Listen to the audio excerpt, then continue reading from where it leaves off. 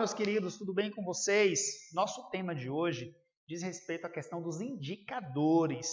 Esse tema é um tema que todo e qualquer livro de geografia que você possa ter acesso, todo o material dessa área, você está sujeito a encontrar os indicadores.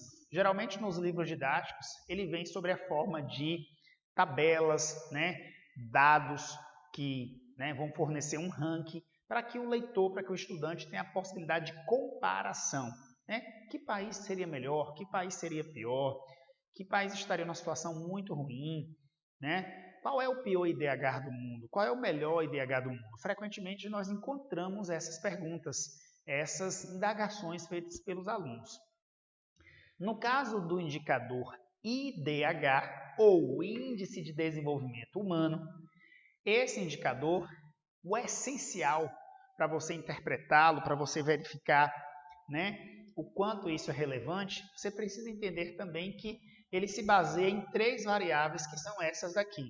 A primeira variável é a variável de PIB, o Produto Interno Bruto, que está atrelado totalmente à questão dos rumos da economia, o que cada país costuma promover. Nesse sentido, o PIB, à medida que ele evolui nos países, esse IDH, no resultado final, está sujeito a ser alterado. A expectativa de vida diz respeito a quanto, em média, uma população consegue viver, quanto a população do país que você mora, do estado que você mora, está vivendo em média quantos anos. Então, existe um valor médio para cada país, à medida que a gente vai evoluindo em termos da medicina, em termos de saneamento básico. O saneamento básico também acaba influenciando na expectativa de vida, na qualidade dessa população. A gente sempre diz que a água ela pode ser uma fonte de vida, mas ela pode ser uma fonte de doença quando é uma água não tratada também. Então, vale a pena pensar essa questão da expectativa de vida. E a escolaridade, que é o tempo de estudo de uma população. Quanto menor o grau de escolaridade, maior está sujeito a ser o grau de analfabetismo. Quanto menos escolaridade temos, mais analfabetos podemos ter. Essa variável também ela costuma influenciar no número de filhos por mulher. Quando a gente vai estudar sobre questões como a teoria de Malthus, a gente está sujeito a ver que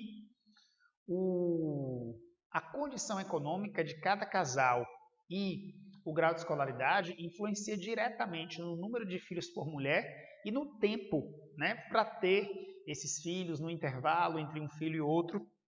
Enfim, com base nesses 3 cálculos, o IDH pode ser baixo, médio ou alto. Esse número final ele sempre varia entre 0 e 1. Isso é fundamental saber. Então, quanto mais próximo do número 0, tipo um IDH de 0,4, consideramos que é um valor de índice de desenvolvimento humano baixo. Quando a gente tem um IDH próximo de 0,6, falamos que temos um IDH médio. Durante muito tempo, o Brasil ele ficou nessa classificação com o status de um país de IDH médio. À medida que a gente foi evoluindo em termos de PIB, por ser um país emergente, nas 2 últimas décadas, predominou um status de economia superavitária, o Brasil evoluiu no PIB, o Brasil evoluiu na expectativa de vida e acreditem que a gente alcançou um status de ter, em alguns anos, um IDH alto. Tem aluno que nem acredita quando a gente fala isso, fala, nossa, a gente vê tantos problemas aqui, e o senhor está dizendo que tem um IDH alto, isso é possível? Isso é possível, mas para isso, a gente vai aprender exatamente que a gente tem um outro índice que nega o outro, um nega o outro, eles calculam variáveis diferentes, e o índice de Gini, ao contrário do IDH que mede desenvolvimento, uma coisa boa, o de Gini ele vai calcular, ele vai mensurar a questão da desigualdade social, ou a concentração de renda. Logo, isso significa dizer que, em tese, com base nessas 3 variáveis aqui, quem se destaca no quesito IDH, está se destacando, está melhor, está numa situação muito melhor.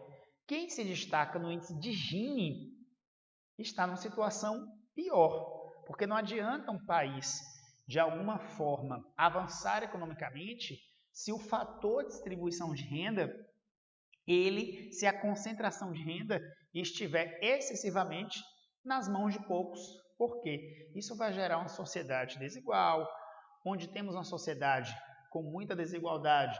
Os estudos das ciências humanas observam, né, e sustentam com base em dados que quanto maior desigualdade a gente pode ter também uma população com dados de muita violência, criminalidade. Então, os estudiosos dessa área, naturalmente, estão sujeitos a defender políticas públicas para tentar diminuir essa concentração de renda, né? Que são os defensores de algumas políticas conhecidas aqui no Brasil como políticas assistencialistas, né? Que divide opiniões, uns são contra, uns são a favor. E aí é o nosso tema de hoje. Espero que tenham gostado. Compartilhe esse vídeo, não deixe de dar o seu like, de fazer o engajamento de todo santo dia. Um beijo, obrigado pela atenção e até o próximo encontro.